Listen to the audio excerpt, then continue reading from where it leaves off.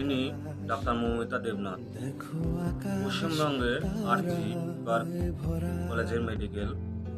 30 বছর বয়সে এক চিকিৎসক। তিনি 36 ঘন্টা ডিউটি করার পর সিনিয়র রুমে বিশ্রাম নেওয়ার জন্য নৃশংসভাবে তাকে ধর্ষণ এবং খুন করা হয়।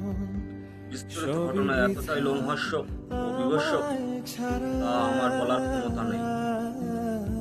এছাড়াও নাকি শেষমেশে পুলিশ মৌমিতা দেবনাথের বাড়িতে ফোন করে জানিয়েছেন যে এটা আত্মহত্যা করা হয়েছে। পিতৃপক্ষদের কোন দিক থেকে মনে হয়েছে যে এটা আত্মহত্যা?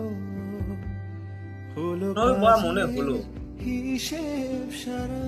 যেখানে মেয়েটার শরীর রক্তের মাখা, গলায় হাতের ছাপ, ঠোঁটে ক্ষত ও যৌনাঙ্গে ক্ষত।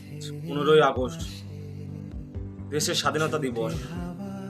এ কেমন স্বাধীনতা যেখানে কোনো মেয়েদের নিরাপত্তা নেই? তিনি তো একজন ডাক্তার। যদি এনার সাথে এমন হতে পারে তাহলে তো আমাদের ঘরে সাধারণ মেয়ে, তাহলে আমাদের কি হবে?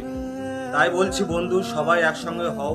পশ্চিমবঙ্গবাসীদের জানাই, একসঙ্গে হয়ে সবাই মিলে মৌমিতা দেবনাথের লড়াইয়ে আমরা লড়ি। এই আমার বক্তব্য, এতটুকুই।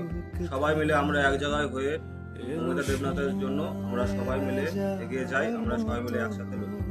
এই আমার